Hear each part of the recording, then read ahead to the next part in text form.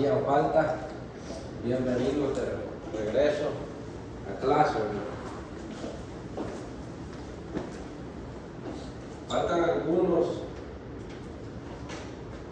que se fueron, algunos para la misión, pero los que estamos acá, bienvenidos.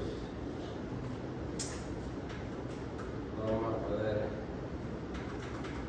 tener el control. Show me the book for Saturdays. Se ve que se reventaron o algo en la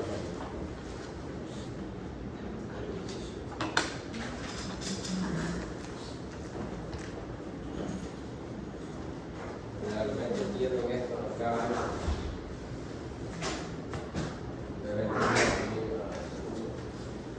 Desde los más viejos.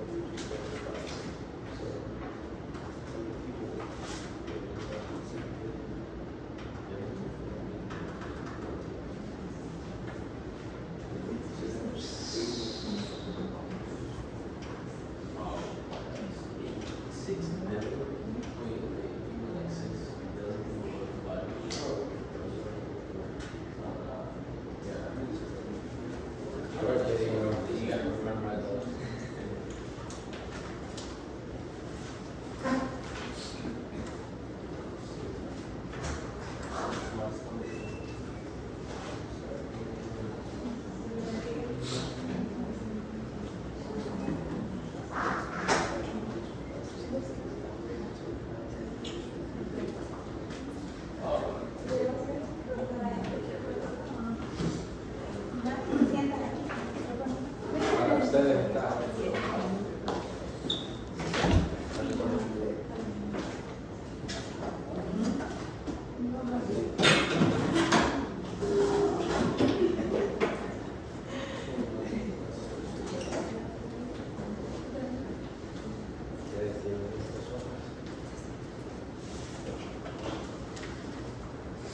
Bueno, bienvenidos, creo que ya vamos a todos los que estamos presentes. Gracias a Dios, ¿verdad? Los jóvenes, Dios les bendiga, les felicitamos por este fin de semana. Que el Señor los haya bendecido grandemente. Qué bueno, ¿verdad?, que hayan venido a la clase para aprender de la palabra de Dios. Damos gracias a Dios porque siempre traemos ese deseo de aprender algo de la palabra de Él. Para hacer un pequeño recuento de las dos lecciones que hemos tenido, pues hemos hablado, ¿verdad?, del origen de la Biblia, de la palabra, del significado, los materiales que se usaron, la manera, ¿verdad?, que usaron los primeros hombres para poder tener algo en sus manos, como lo que tenemos hoy, materiales como el cuero, la piedra, la arcilla, la vitela, el papiro, que de ahí proviene, ¿verdad?, la palabra del papel. Otra de las cosas dijimos, ¿verdad?, que Dios se había revelado en el tiempo antiguo a los hombres a través de qué, cuando no tenían, ¿verdad?, la Biblia. De los profetas. Urim y Tumim. Eso es verdad, debemos entenderlo. Por sueños. Voz audible. ¿Y cuáles de esos se pueden ejercer en la actualidad de todos esos que estamos mencionando? Como dones.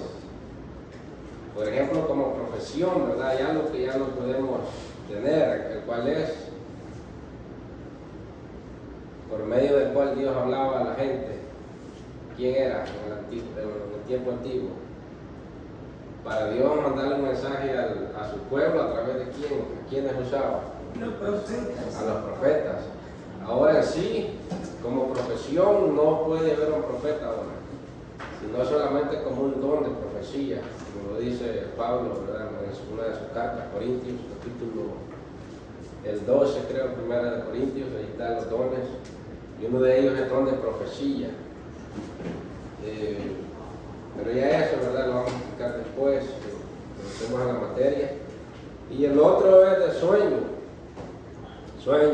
incluso, ¿verdad?, reyes cuando Dios quería mandar algún mensaje, usaba hasta los que no eran, por así decirlo, cristianos, ¿verdad? En un lenguaje que nosotros podemos usar. ¿A cuáles de los reyes Dios le revela algo que quedó en la Biblia como profecía para el futuro? ¿Quién se acuerda?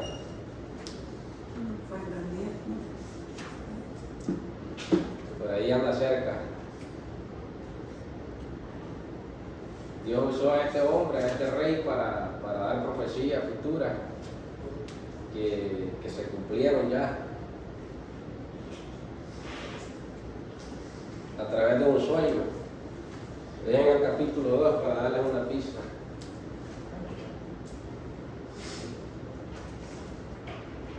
Capítulo 2 de Daniel. ¿Quién era el rey en ese tiempo? No. Nabucodonosor. Ese es el rey cuando tiene el sueño, ¿verdad? Y Daniel lo interpreta. Luego Dios usa también a otro rey, para que podamos entender el poder de Dios, que Dios usaba a estos hombres, inconversos o paganos, por así decirlo. En el tiempo ¿se acuerdan? En el tiempo de aquel muchacho que ayudó a su nación cuando había hambruna. ¿Quién era el rey? José. En el tiempo de José, Dios usó al faraón a través de un sueño. Y eso, ¿verdad? Dios usaba bastante. Ahora, en la actualidad, pues, muchos han recibido alabanzas, muchas alabanzas que hay en el binario a través de un sueño las han recibido. Pero ya eso, ¿verdad? Le llamamos como una inspiración de Dios, una iluminación, porque ya está todo revelado. La revelación ya quedó completa en la palabra de Dios. Otro de los puntos, dijimos que Biblia, ¿cuál es la raíz de la palabra Biblia? ¿De qué idioma proviene esa palabra?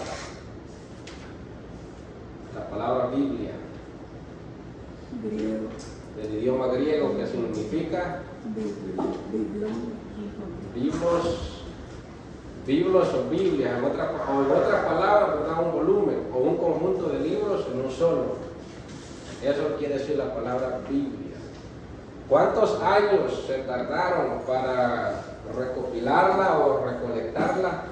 La Biblia que nosotros hoy tenemos con 66 libros. ¿Vale? 100 años dice hermana Priscila. ¿Alguien más? 1500 años. Muy bien. Ese fue el tiempo, de verdad, aproximado 1500, 1600 años para la elaboración de la recolección de todos esos libros a través de muchos siglos. ¿Cuál es uno de los libros más antiguos de la Biblia?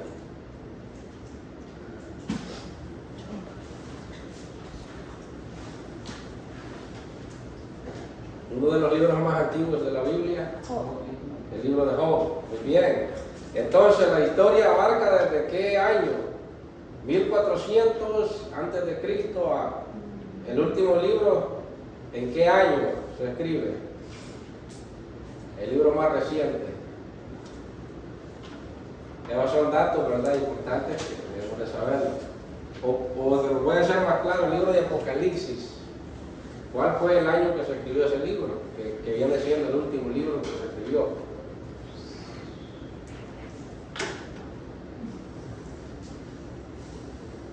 Estamos haciendo un repaso, probablemente estas van a ser las preguntas del examen final.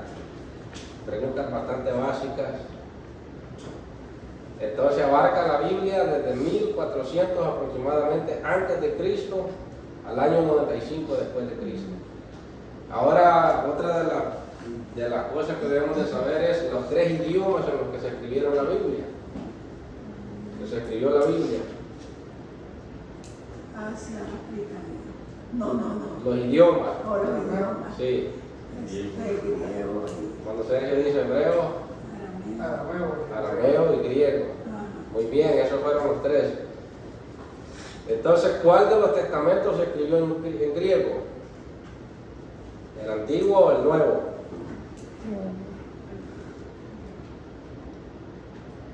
El Nuevo Testamento. El Nuevo Testamento se escribió en griego, muy bien, En los tres idiomas, dice que arameo, griego, y hebreo, sí. Esos son los tres idiomas los originales que en la Biblia se escribe. El Antiguo Testamento se escribe en arameo y en hebreo, el Antiguo Testamento. Y el Nuevo Testamento se escribe en griego. Ahora, ¿cuáles tres continentes abarca la Biblia, verdad? ¿Qué grupo de personas ahí es donde cae? Ahí sí, ¿verdad? La hermana Lolita decía Asia, África y Europa. Y hay un detalle muy importante, en el libro de los Hechos lo vamos a ver, hay una mujer, ¿verdad? Ahí hay una mujer, la primer cristiana que acepta, ¿verdad? Como iglesia de Cristo en el continente de Europa. Ahí está esa mujer vendedora de púrpura. Esa es la primera en la historia. Muy bien, entonces esos son algunos detalles, ¿verdad? Saber lo más básico de la Biblia. 1500 años, 1600 se tardaron en un mundo, ¿verdad?, donde no había ninguna tecnología como la que tenemos hoy, donde Dios usó diferentes rangos de oficio, ¿verdad?, en cuanto a las personas, como pescadores, reyes, sacerdotes, doctores, filósofos, diferentes, ¿verdad?, rangos, tanto con mucha inteligencia, con mucha elocuencia, como también hombres comunes, como lo podemos decir, ¿verdad?, trabajadores agrícolas o trabajadores campesinos, como lo era Pedro, Jacobo y Juan y Santiago, que esos eran dos pares de hermanos, ¿verdad?, que trabajaban en el mar como pescadores, pero vinieron a ser, ¿verdad?, unos hombres muy reconocidos en cuanto al Evangelio, en cuanto a predicar el Evangelio, porque Pedro se convierte en el pastor o en el líder primero, ¿verdad?, de la iglesia de Jerusalén. Y de ahí es donde proviene, ¿verdad?, esa hipótesis o esa creencia de que Pedro fue el primer papa, pero la iglesia de ese tiempo pues no trabajaba de esa manera que ahora lo propone la Iglesia Católica Romana. Que sí, ese Pedro sí fue el líder de la iglesia en Jerusalén, o el primer pastor, podríamos decirlo. Ahora bien, ¿cuántos años pasaron del Antiguo Testamento, el último libro del Antiguo Testamento, que fue Malaquías, a Mateo? Hay un lapso de tiempo ahí que se le llama periodo intertestamentario, lo cual es para intermedio de dos testamentos, o en medio de dos testamentos. ¿Cuántos años aproximadamente pasaron ahí? 300. ¿Cuántos? 397.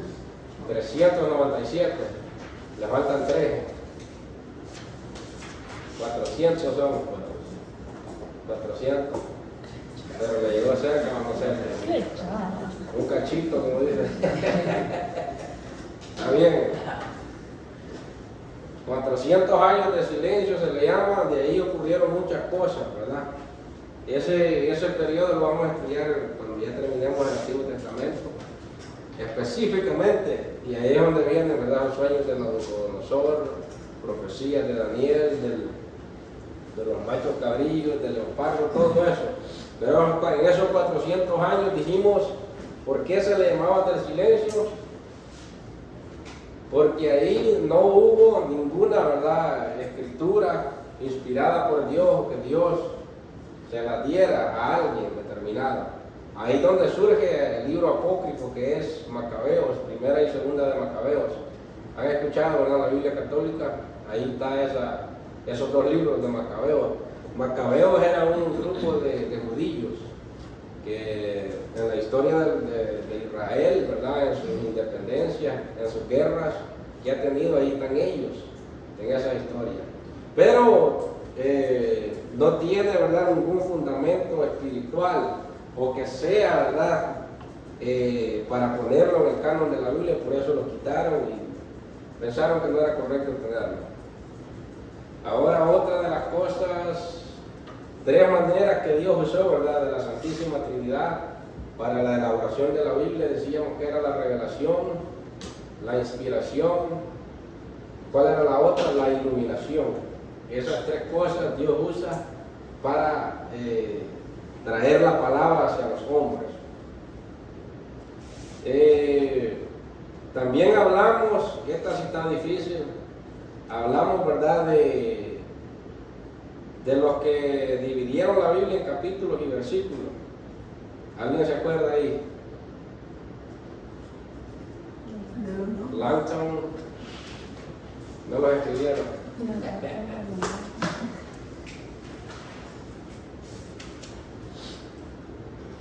Eso es importante, también son datos, ¿verdad?, los más sobresalientes. Debemos de saber eso, porque lo que andamos nosotros es algo especial, la Biblia. Robert Etienne, Stephen Langton fue uno de ellos. Langton fue el que la dividió en capítulos.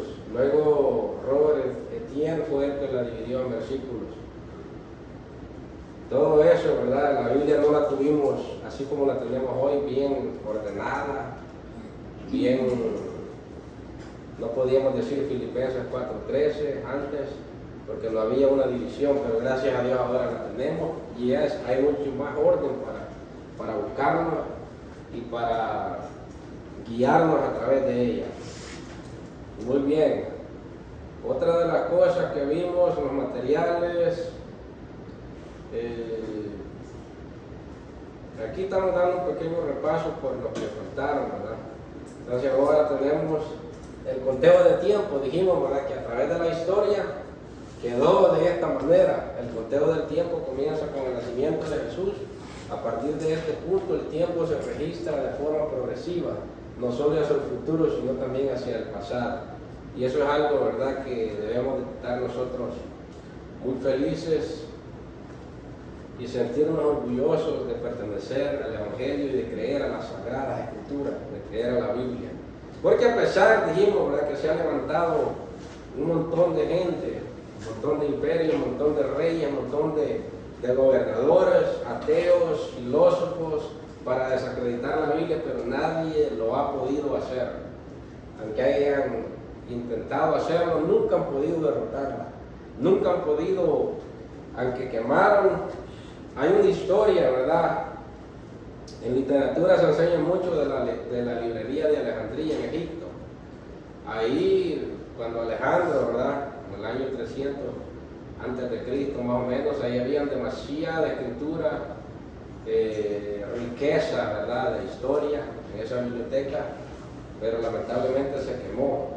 Y desde ahí vinieron, ¿verdad?, tratando de quemar los manuscritos, tratando de quemar, de desaparecer todo lo que tenía que ver con la Biblia, porque muchos hombres, muchos grupos en ese tiempo de la antigüedad hubieron muchos grupos que se levantaron y ellos escribían a lo que se les llama los manuscritos. Pero como había persecución un tiempo más después, entonces ellos trataban de esconderlo. Y muchos años después encontraron algunos fragmentos de todos esos manuscritos. Lamentablemente, como dijimos, ¿verdad?, ¿cuál era el material que usaban para esos manuscritos? Era como la hoja, ¿verdad?, del junco, dijimos, como le llamaban papiro. El otro que usaban era el cuero, y la tinta era una tinta muy pasajera, que no se mantenía como la que tenemos hoy. Entonces se deterioraba, pero algunas cosas, ¿verdad?, que tienen en el Museo de Londres, algunas partes de ellos, en el Museo del Vaticano, ahí tienen todavía muchos fragmentos de esos manuscritos encontrados. Ahora vamos a ver la historia de la Biblia del año 1500 antes de Cristo al año 1881 después de Cristo. Ahí podemos ver, ¿verdad? Ahí vamos a pasar por la primera imprenta. Dijimos que en el año, si nos vamos a la historia, en el año 1500, ¿quién fue el primer hombre que escribió los libros? Moisés. Moses, tú dijiste, muy bien. Moisés escribió la ley, los 5 libros. Dios le dice a Moisés que escriba la ley para el pueblo. Los primeros 5 libros del Antiguo Testamento, Pentateuco, son llamados la ley de Moisés, escrito en el idioma hebreo, o Torá. Significa instrucción o enseñanza. 1500 a 400 libros de historia, profecías, poesía, escritos por Samuel. Esos libros históricos son, ¿verdad? Como dijimos que 5 libros de la ley: Génesis, Éxodo, Levítico, Números, Deuteronomio, la Torá. Número 2, vienen 12 libros históricos, que son Josué, Jueces, Ruth, Primera y Segunda de Samuel, Primera y Segunda de Reyes, Primera y Segunda de Crónicas, Esdras, Nehemías y Esther. Esos son 12 libros, ¿verdad?, escritos. Se les llama profecía. Luego vienen los libros poéticos, o los libros que enseñaban sabiduría, como lo son Salmos, Proverbios, Cantares, Eclesiastés y Job. El libro de Job es incluido en esa categoría de los libros de poesía o libros de sabiduría. El rey David escribe los salmos, el rey Salomón los proverbios, Daniel escribe, ¿verdad?, libro profético, Ezequiel, Jeremías, Amós y otros escritos en el idioma hebreo y algunas partes en el idioma arameo. Todos estos libros ya mencionados se escriben en ese lapso de tiempo, 1500 al 400 antes de Cristo. Ahora vamos a hablar del escriba Esdras. ¿Cuántos conocen a Esdras o han leído de Esdras? Esdras es el mismo, ¿verdad?, que tiene el libro ahí en los libros. Si ustedes se fijan, parece que Esdras y Nehemías, si usted no le pone atención a cuando le están diciendo los libros de los profetas menores, parece que Esdras y Nehemías fueran profetas, ¿verdad?, en la categoría de los profetas menores. Pero no, Esdras y Nehemías están en la categoría de libros históricos, porque ahí hay mucha historia, riqueza, ¿verdad?, para entender lo que pasó en ese tiempo. Dijimos que Esdras estaba en el tiempo del periodo de qué imperio, o bajo el mando de qué rey estaba Esdras en ese tiempo. Esdras y Nehemías. Sí. Ese era Artajerjes. ¿Cuál era ese imperio entonces que gobernaba en ese tiempo el mundo, o la potencia más grande? Muy bien, el imperio Medo-Persa. Porque acuérdense, debemos de entender la estatua de Daniel, ¿verdad?, donde tiene la corona, la cabeza que es de puro oro. Había el imperio más grande del primer, ¿verdad?, el primer imperio que se tiene historia, el más grande, el más poderoso, según ese tiempo que había existido, era el imperio que menciona la Biblia, ¿verdad?, en el tiempo de Daniel. ¿Cuál era? De Babilonia, porque Babilonia vino casi que a raer o a destruir los judíos. Acuérdense cuando las tribus se dividen, 10 tribus y 12, el reino del norte y el reino del sur. El reino del norte, lo que era Israel, ese reino es esparcido por los asirios. Pero ya el reino del sur, como Judá, es conquistado por este imperio que se levantó, llamado Babilonia. Luego viene el imperio de los medos y los persas. Luego viene el imperio de Grecia, ¿verdad?, comandado por Alejandro, el imperio griego, el leopardo con 2 alas. Luego ese imperio se divide, surgen otros, ¿verdad?, como Arabia, surge el imperio de Egipto, que allí, ¿verdad?, donde se levanta Egipto con poderío, y viene el otro imperio de aquellos generales como Ptolomeo, Lisimaco, Casandro, todos esos, ¿verdad?, que ya por último son conquistados por el imperio más grande después de estos, más grande a través de la historia, que hasta el día de hoy, ¿verdad?, somos contagiados de eso. Es el imperio de Roma, el último imperio, el más grande. Así es que en ese tiempo de Esdras, Cuando Esdras ordena y organiza el primer canon de los libros, de acuerdo a la tradición rabínica judía, estos libros son conocidos como las Escrituras hebreas y el Antiguo Testamento. En el tiempo de Esdras y Nehemías dijimos que cuál era la función de Nehemías. ¿Para qué Dios levanta a Nehemías? Para construir Para reconstruir los muros destruidos por quién? El templo. Dijimos, ¿verdad? ¿Por qué Israel lloraba? ¿Por qué Israel o la gente del pueblo, verdad? Sentía mucho, porque para ellos la presencia de Dios, para ellos el poder de Dios significaba el templo o el arca de la alianza, ¿verdad? En otras palabras, el templo destruido y el arca del pacto robada era como que usted ya no tenga el Espíritu Santo. Es como cuando nosotros, ¿verdad?, nos sentimos sin deseo de nada, así eran ellos. Por eso era de suma importancia. Nehemías lloraba. Nehemías, ¿verdad?, dice que el rey lo vio y dijo: ¿qué te pasa? Te veo triste. ¿Cómo no voy a estar triste si mi pueblo sufre? Andaban errantes. ¿Por qué? Porque para ellos la vida, para ellos lo que los hacía vivir, lo que los hacía echarles para adelante, era un templo hermoso y glorioso, ¿verdad?, donde la gloria de Dios se sentara ahí. Pero lamentablemente había sido destruido por el rey de Babilonia. Y ahí fue donde se llevaron los utensilios de esa casa, cuando más después, ¿verdad?, el nieto de Nabucodonosor lo saca más adelante. Y ahí es donde su reino es cortado y Dios se lo entrega a los medos y a los persas. Muy bien, entonces Nehemías, ¿verdad?, la misión que llevaba él era reconstruir el templo físicamente. Ahora dijimos que Esdras, ¿para qué Dios lo levanta a Esdras? También era un constructor, pero era diferente. Era un escriba, muy bien, pero ¿cuál era la misión de Esdras en cuanto al pueblo de Israel? Acuérdense que les habían quitado todo.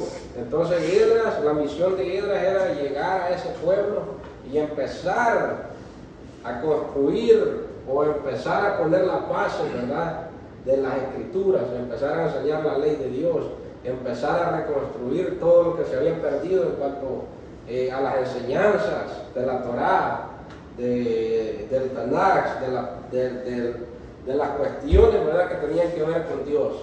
Entonces esos dos hombres, Nehemías estaba construyendo físicamente el templo y Esdras estaba levantando el altar o el culto a Dios, enseñándole una manera de adoración, una manera, ¿verdad?, de buscar a Dios. Construyó a la reformación y el carácter judío.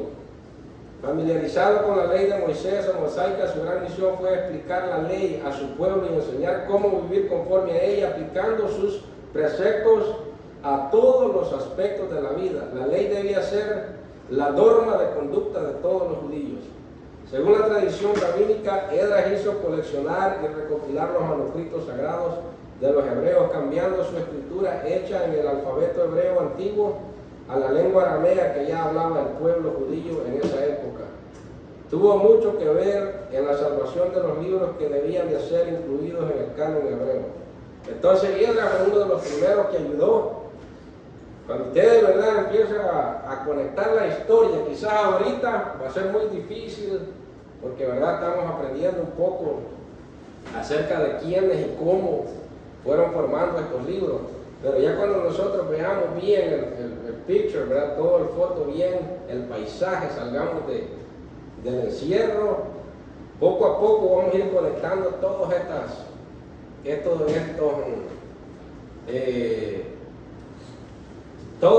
estos tiempos, ¿verdad?, o estos hombres que fueron recopilando todos los libros a través de la historia.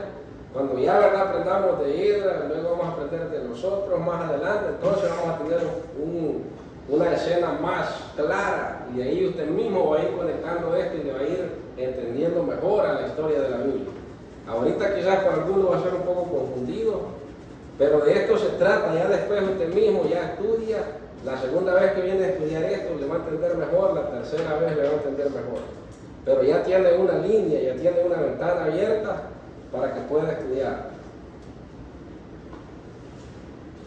Luego tenemos en el año 250 al 100 antes de Cristo, la Septuaginta.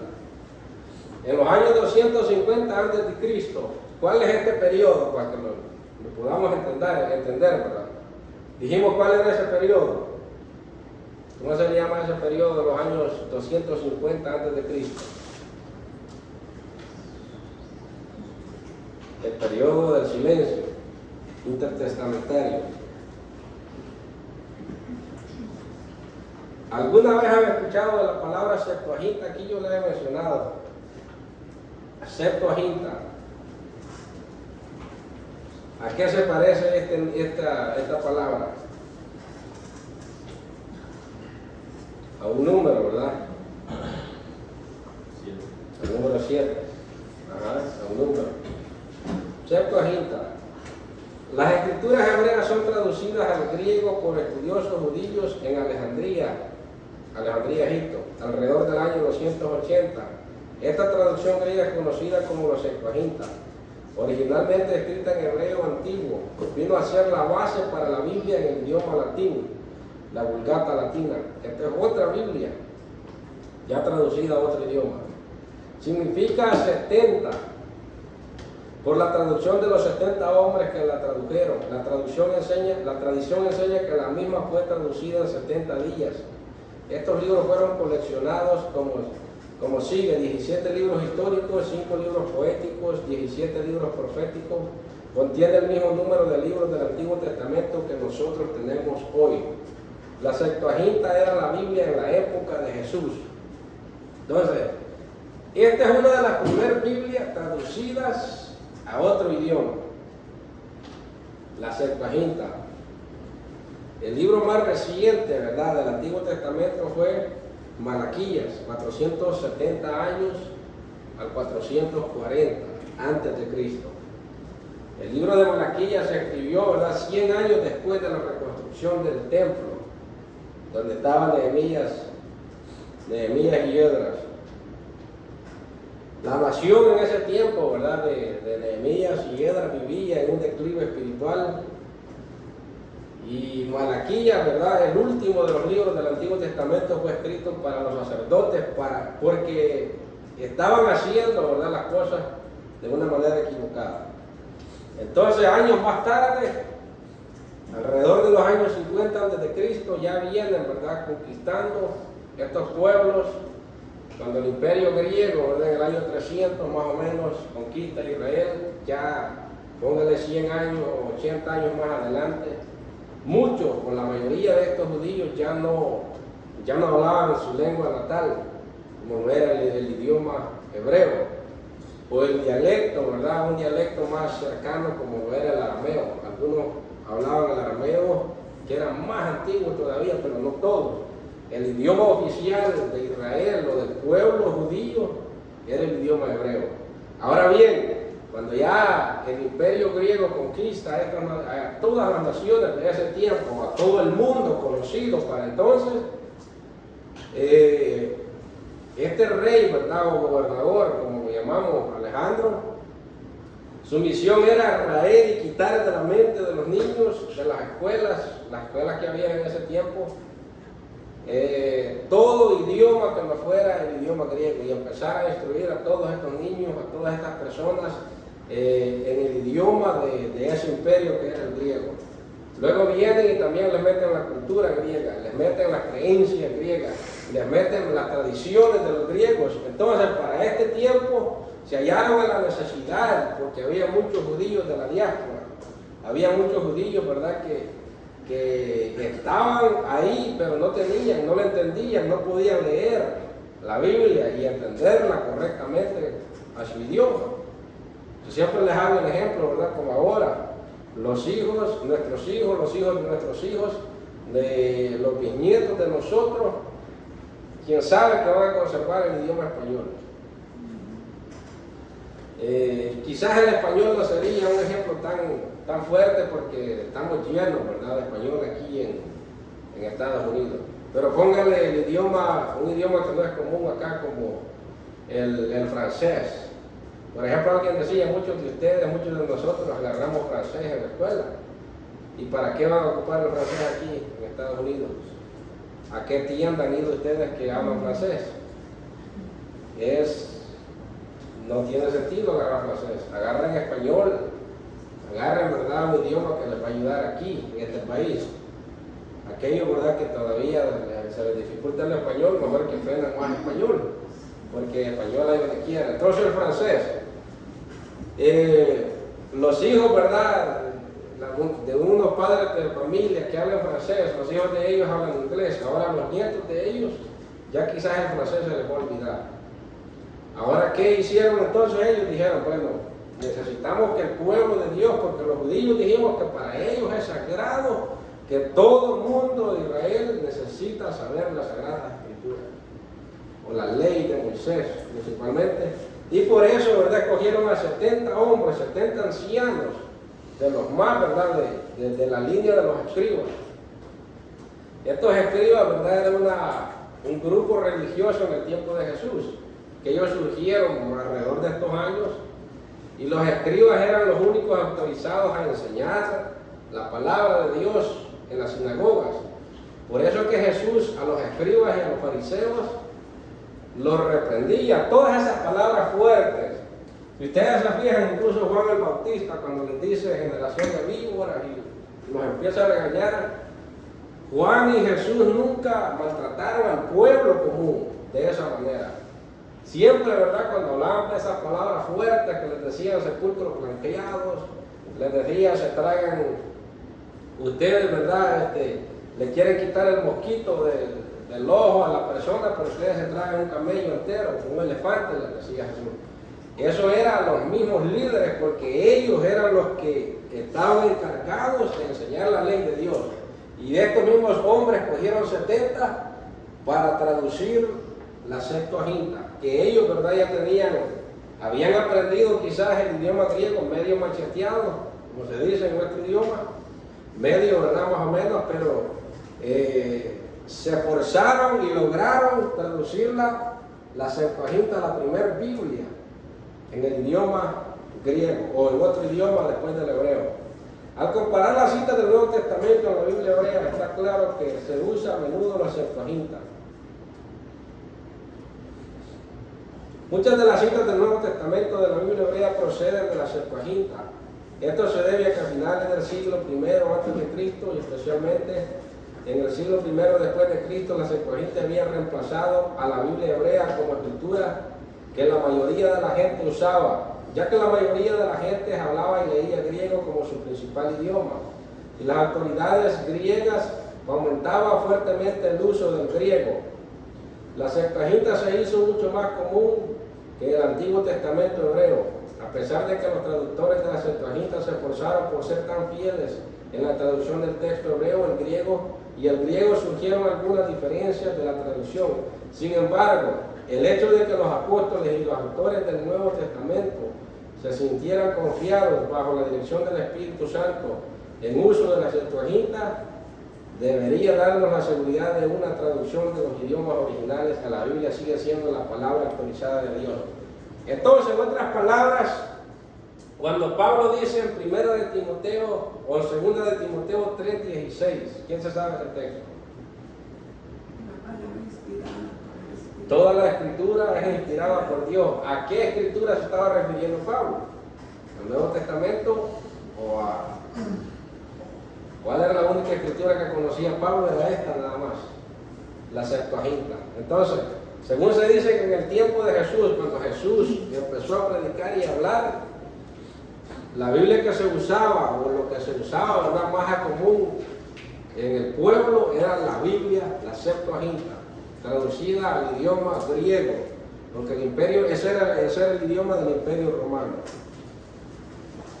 Esta traducción comenzó en Alejandría, Egipto, dijimos, durante el reinado de Ptolomeo II, Filadelfo, 285 a 246 a.C. El griego era el idioma del Imperio Romano, y para judíos de la diáspora que no hablaban hebreo, esto fue de mucha importancia, de muchísima.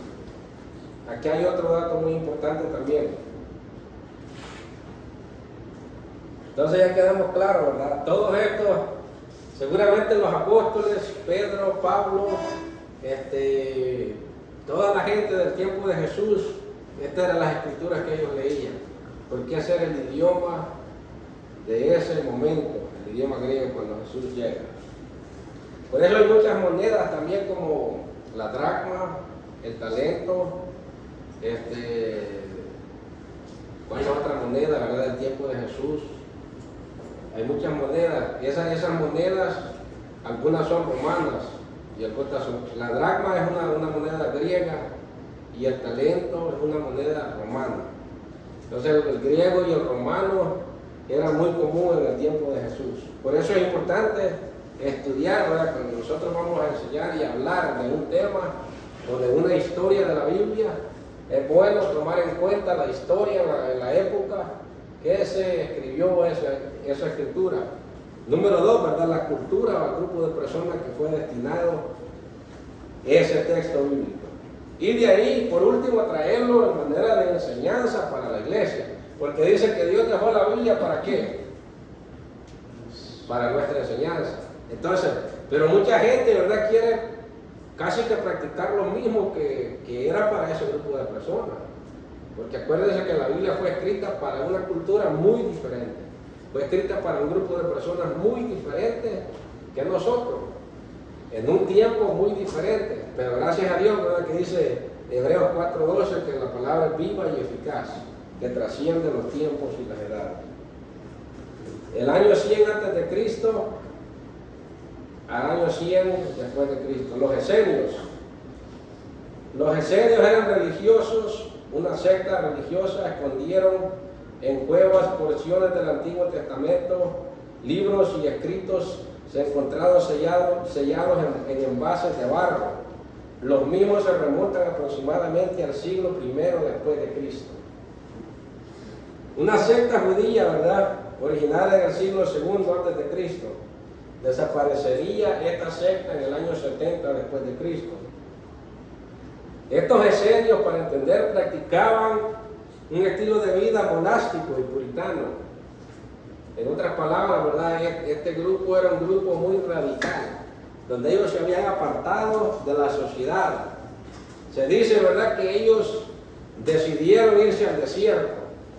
Ve que la Biblia nos enseña muchas cosas que nosotros, si no estamos dirigidos por el Espíritu Santo, podemos caer en prácticas de una secta o en un culto, ¿verdad?, que es en contra de la doctrina de Dios. Una secta, ¿verdad?, es algo que es pensamiento de los hombres, pero según trae algo de la palabra del Señor que está basado en la Biblia, pero no. Así como, por ejemplo, los testigos de Jehová, la iglesia de los santos de los últimos días, como se le llama la iglesia de la luz del mundo, está también incluso en esa categoría. Se puede entrar y poner, ¿verdad?, la iglesia del séptimo día de los adventistas. ¿Por qué? Porque ellos camuflajan, ¿verdad?, y tuercen muchas doctrinas verdaderas como el Espíritu Santo, Jesucristo. Y número 2, se les llama sectas porque su fundador es un hombre común y corriente como Carl Russell, Elena de White. Todos estos, ¿verdad?, son hombres que ya murieron, e incluso a ellos se les determinó, ¿verdad?, tener una doble vida, muchos de ellos, una vida muy depravada,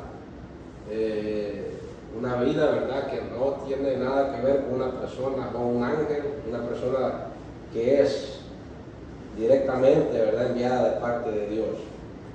Entonces estos esenios era este grupo de personas que ellos tomaron la Biblia y se quisieron ellos apartar de la sociedad porque se sentían que tenían que ser santos. Se tenían que ser santos, ¿verdad? Y mucha gente, incluso en la actualidad, ¿verdad?, que nosotros vivimos, hay mucha gente que toma la Biblia y se aparta. Me acuerdo yo que antes enseñaban que usted no podía tener amigos inconversos, tener amigos que no iban a la iglesia, ¿verdad? Entonces, aunque fueran muy cercanos y esos amigos eran buenos, usted no podía porque no creían lo mismo que usted. Entonces tenía que rechazar a esas personas, y tenía que comer con ellos. Algunos de ellos, ¿verdad?, prohibieron a sus feligreses incluso asearse, ponerse perfume. Todas esas cosas son sectarias, son cosas, ¿verdad?, tomadas según de la Biblia, pero con un pensamiento humano, un pensamiento sin sentido. Porque Jesús les dice, ¿verdad?, la limpieza del hombre no es lo exterior, si se baña, no, sino el corazón, ¿verdad? Y cuando uno tiene bueno el corazón, pues uno va, su presentación exterior también. Y tantas cosas, ¿verdad?, que las sectas practican que no tienen nada que ver con la palabra del Señor. Entonces estos esenios, se dice que Juan el Bautista, ¿a dónde era que vivía Juan el Bautista? Isaías 40, capítulo 3. Una voz dice que clamaba, ¿a dónde? En el desierto. Entonces era la casa de los esenios, el desierto. No querían ponerse la ropa, ¿verdad?, de los sacerdotes o del pueblo común. Entonces, ¿qué usaban estos hombres? Lo natural, dice. Lo natural, ¿verdad? De ahí es que vienen que les dicen que no se ha hecho en pintura ni nada de eso. Porque lo natural es lo correcto. Lo natural, decían ellos, entonces la ropa se vestía con ¿qué? Pieles de un animal. Piel de camello, dice en esta ocasión. Juan se vestía con piel de camello. Y no andaba comprando Coca-Cola, ¿verdad? Ni una pizza, ni pupusas de chicharrón. Sino que dice que comía miel silvestre y langosta, ¿verdad?, del desierto. Entonces era comida de ahí, natural. Era comida, la miel silvestre no era de una abeja o de algo, sino de quienes han comido los dátiles. La miel silvestre que comía Juan eran los dátiles, esa fruta, ¿verdad?, del árbol. Eso es. Esa es la miel silvestre, los dátiles. Y las langostas eran eso, los del desierto. Para que lo entendamos, dicen los grillos o los chapulines, pero hay un tipo de langosta del desierto que son más grandes, ¿verdad?, tienen más proteínas. En México se los comen y también en Asia, los chinos. Ya nosotros en El Salvador no, solo los de robo. Entonces se dice que Juan, y en esto, ¿verdad?, no lo podemos quizás confirmar porque la Biblia no lo dice, pero a través de los libros de historia lo podemos deducir. Entonces le vamos a llamar a esto una hipótesis nada más.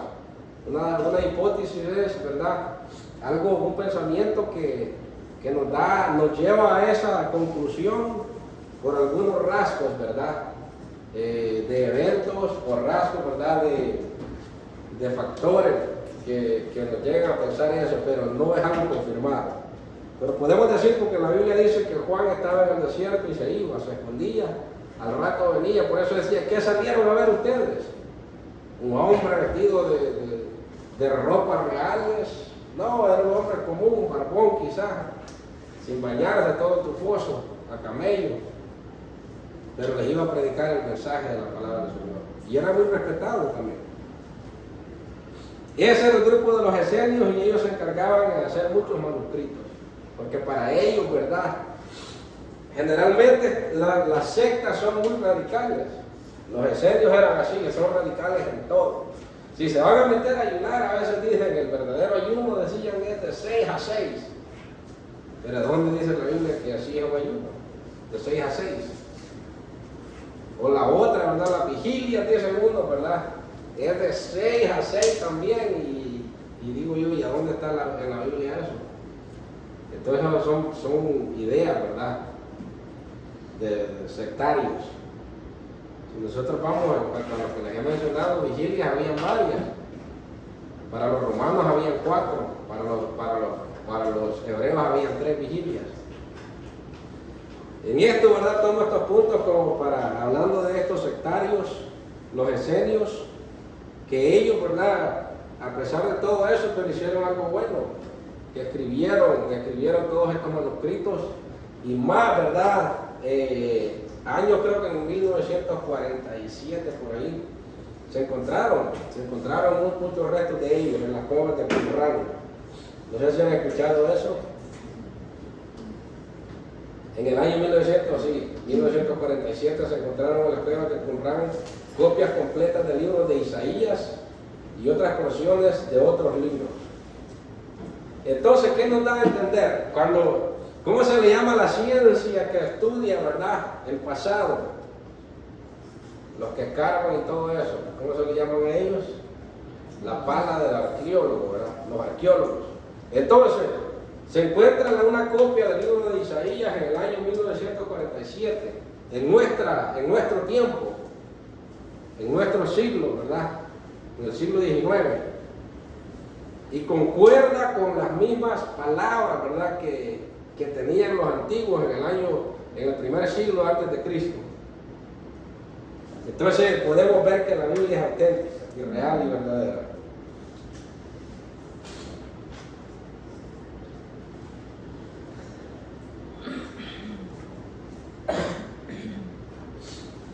Otra vez llegamos a este problema del Wi-Fi.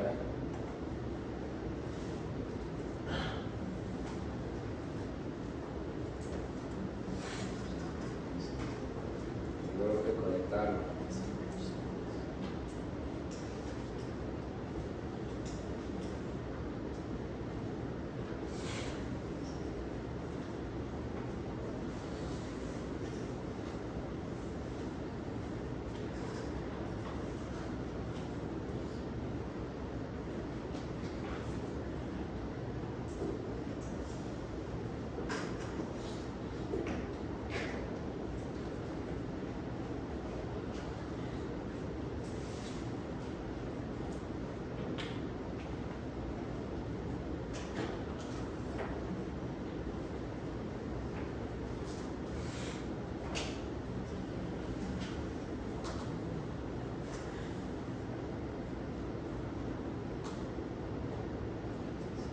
Vamos a ver si nos sale hoy.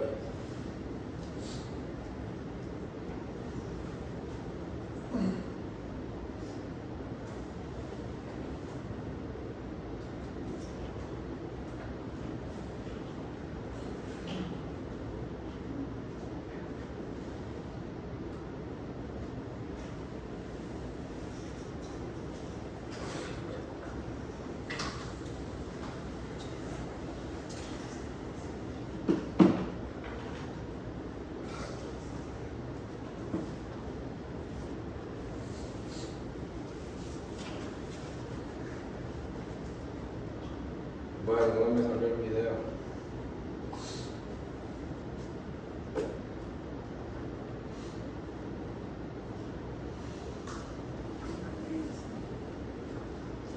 Says John, arriba, unblock it.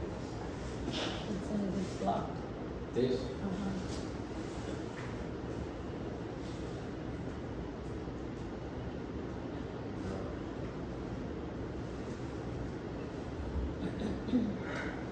Bueno, vamos a continuar entonces. Como aquí no tenemos, estamos bloqueados con el Wi-Fi. Hay en otros cuartos de la iglesia, sí. Estamos bien. Bueno, vamos a continuar así. Entonces, estamos claros ahí, ¿verdad? Estos esenios también formaron parte de la historia para conectar los libros de la Biblia. Ahora vamos a irnos a la vida de Jesús, en el año 6 antes de Cristo al año 30 después de Cristo. Ya en este año 6 antes de Cristo, ahí, ¿verdad?, ya había tomado control y posesión de todo el poderío, el imperio de Roma, el imperio romano, que llegaría, ¿verdad?, hasta siglos adelante, incluyendo la mezcla de la iglesia y el imperio romano. La vida de Jesús en cada sinagoga de Israel se guardaba un rollo de la Torah.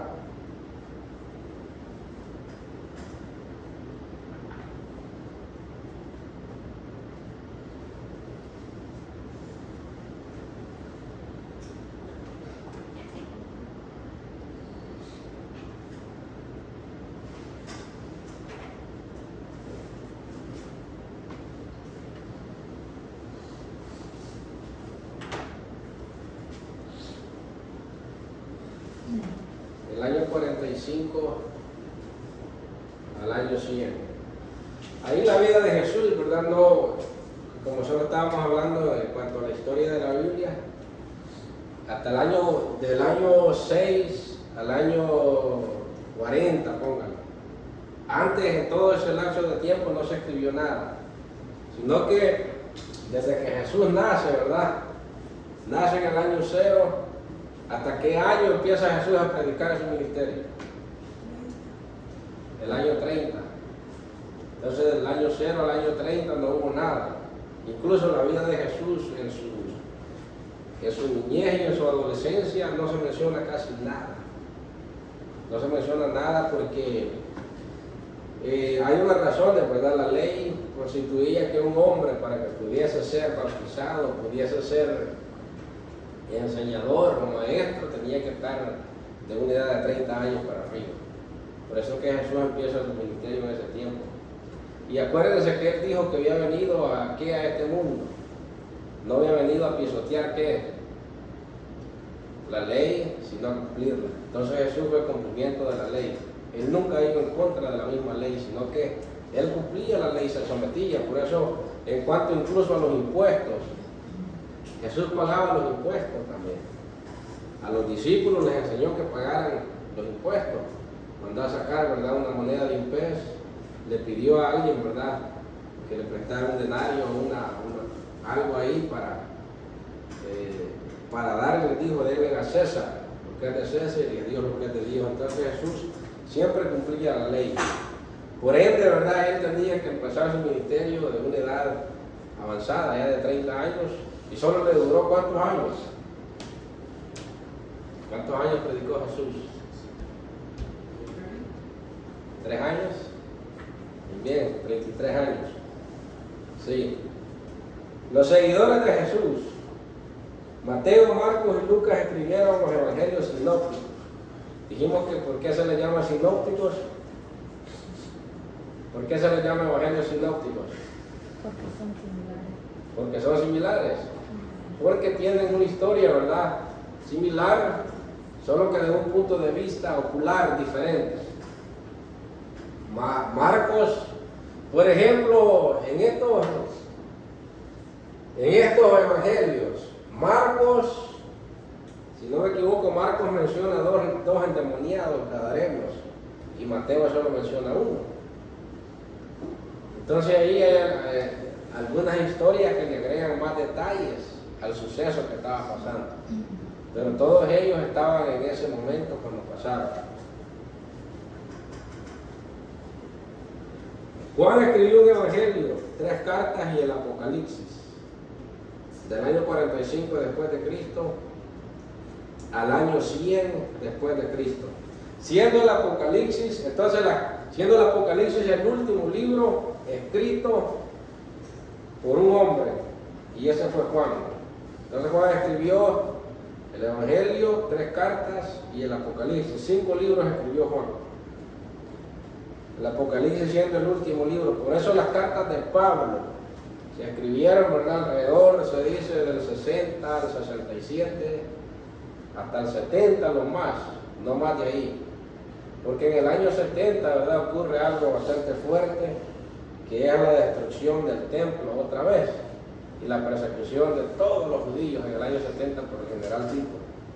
Lo cual, ¿verdad?, es una parte de San Mateo 24, ya para entrar en profecía, donde dice no quedará piedra sobre piedra que no sea derribada. Ahí se cumple en el año 70 esa profecía,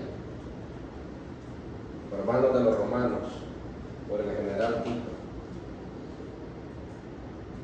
Pablo, Pedro y Santiago escribieron cartas históricas que narraron de iglesias y amigos a través del Imperio Romano.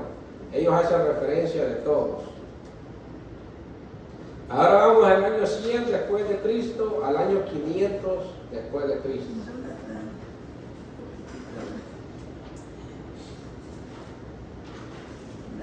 Ya aquí, hasta aquí llegamos ya, por así decirlo, un orden cronológico, una línea de tiempo en cuanto a las escrituras. Hablamos de Moisés, ¿verdad?, en el año 1500. De Moisés 1500 escribe la Torá, escribe los 5 libros de la ley, Luego, ¿verdad? Más adelante se levanta, ¿verdad? Hombres como el rey David, el rey Salomón, el sacerdote Samuel. Luego tenemos a Esdras, que vienen y escriben los profetas mayores, todos ellos, ¿verdad? Durante este tiempo, antes del año 400, en el año 500, el año 600, el año 700, en el año 800, todos estos, ¿verdad? Escriben estos libros del Antiguo Testamento. El Nuevo Testamento se empieza a escribir después del año 40, hacia adelante, el Nuevo Testamento. Vimos del año 40 hasta el año 95, en ese lapso de tiempo. ¿Cuántos años son? 40, 50, casi son 60 años, ¿verdad? Póngale que en 60 años se escriben los 27 libros del Nuevo Testamento. En 60 años, empezando, ¿verdad?, con las cartas de Pablo, empezando por los evangelios, Mateo, Marcos y Lucas. Juan escribe, ¿verdad?, todas estas cartas. ¿Por qué razón Juan escribe Apocalipsis, ¿verdad? Y Juan vivió durante el tiempo de Jesús también. ¿Por qué Juan escribe Apocalipsis en el año 95? ¿Cuántos han leído la historia de Juan? Porque Juan fue el único de todos estos hombres que hemos visto aquí que no murieron o que no los mataron. Juan fue el único que no lo mataron, ¿verdad? Pedro se dice que lo crucificaron. A Pablo, ustedes saben, ¿verdad?, que lo encarcelaron, luego lo decapitaron. A todos estos hombres, de una u otra manera, los eliminaron. Pero a Juan no pudieron. Entonces, ¿qué hicieron? Lo mandaron a una isla que se llama la isla de Patmos, ¿verdad? Una isla desterrada donde mandaban, prácticamente era un Alcatraz, ¿verdad? Una cárcel de máxima seguridad donde el que mandaban ahí pues era condenado a muerte prácticamente. No lo mataban, pero lo mandaban allá para que se muriera. No había manera de hacer una balsa, de hacer algo para regresarse, no había manera. Tenían que morirse trabajando con piedras. Se dice que de ahí sacaban la piedra de la isla de Patmos. Entonces, pero Juan, estando allá, recibe la revelación del Apocalipsis en el año, alrededor del año 95 después de Cristo. Y ahí se termina, ¿verdad?, ese tiempo. Entonces, ese tiempo, estamos hablando, ¿verdad?, de un tiempo determinado de aproximadamente 1500 años, 1600 a 1500 años, para redactar la Biblia y escribirla. Entonces, de todos esos, del año 1500 al año 95, hay un verdadero misterio que ninguno de ellos se equivocó, ninguno de ellos desprestigió el uno al otro, sino que fueron de la mano en cuanto a las creencias, en cuanto a las doctrinas, y todos, ¿verdad?, todos apuntaban a que Cristo era el Señor, tanto como Juan como Moisés. Desde Génesis capítulo 3, versículo 15, ¿verdad?, ellos hablaron que Jesucristo iba a ser de aquella simiente, ¿verdad?, donde había un plan para todos nosotros que somos la iglesia. Así que eso es algo, ¿verdad?, que debemos de tener en cuenta y darle gracias a Dios por la palabra del Señor. Ahora, y aquí vamos a dejar esto de cómo escribieron la Biblia, y vamos a entrar en un punto del año 100 después de Cristo al año 500. Los escritos de los seguidores de Jesús fueron copiados, traducidos del griego a otros lenguajes. Del año 100 en adelante, ya como que se empieza, ¿verdad?, se empiezan a interesar, porque ya otra gente querían entender la palabra de Dios a otros lenguajes propagados por otras partes del mundo, tan lejos como la India y como China, que son, ¿verdad?, imperios de los más antiguos, de las culturas más antiguas, como la cultura china, los chinos. Los imperios chinos son uno de los más antiguos, y los indios.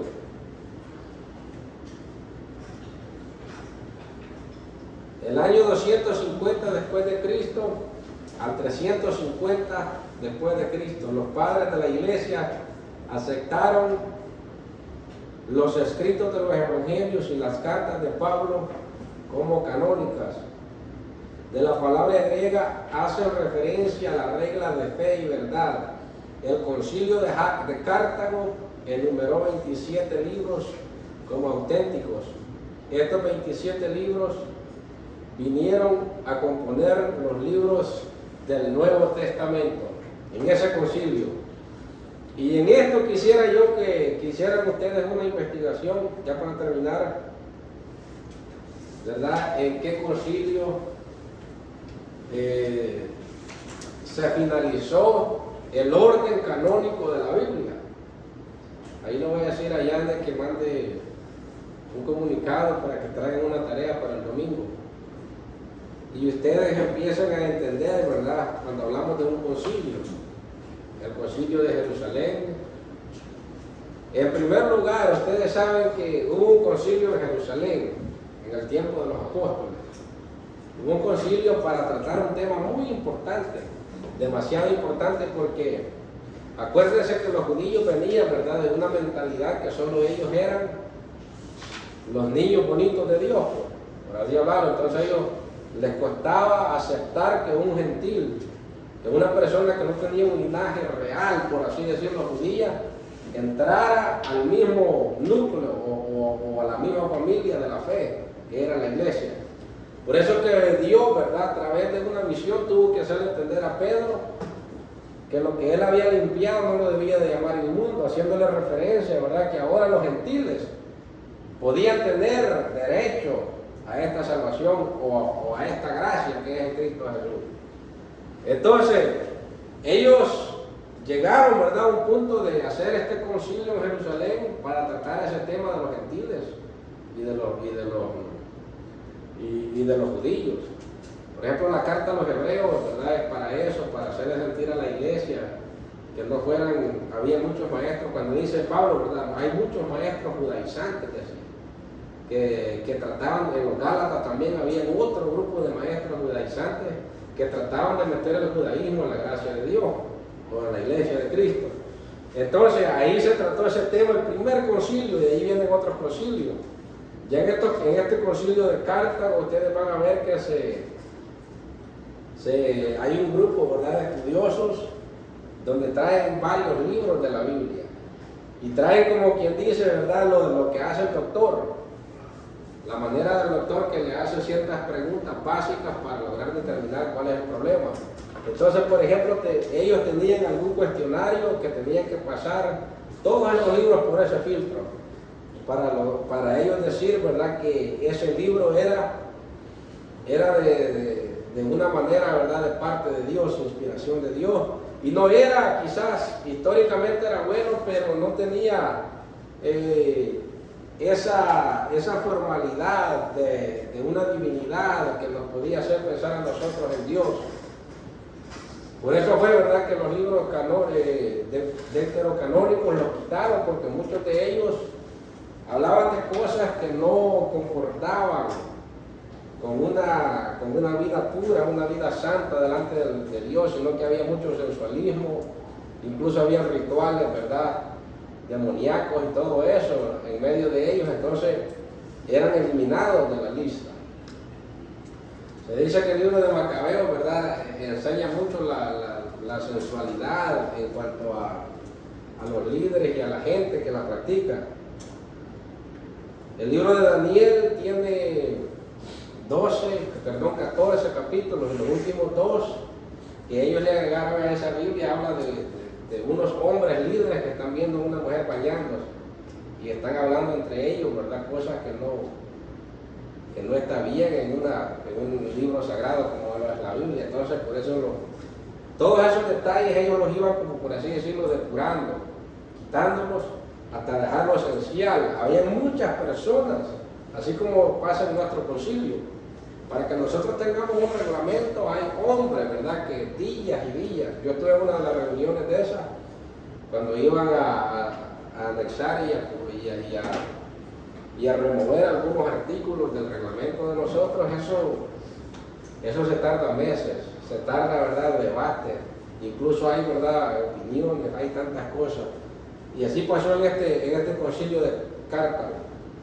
Hay demasiados libros, han escuchado ustedes el libro de Enoch.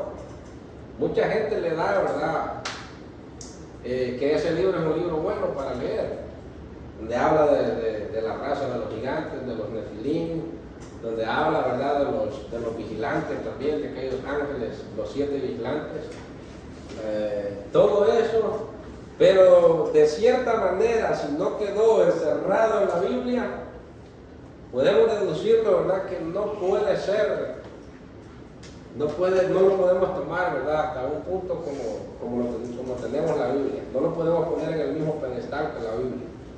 Porque así como dijo Pablo, ¿verdad?, según de Timoteo 3:16, que toda la escritura es inspirada por Dios. Así que estos otros, si no los pusieron ahí de cierta manera, sea como sea, si fueron padres de la iglesia, si fueron otras personas, pero Dios tenía el control de todas estas cosas para llegar hasta a nuestras manos esta Biblia. Así que él iba a usar, así como usó al rey Faraón, así como usó a Nabucodonosor para ser parte de la Biblia, así también podía usar a los padres, a los sacerdotes, a los monjes, a todos estos, para lograr realizar su obra redentora y traernos un libro de tan verdad importancia para nosotros.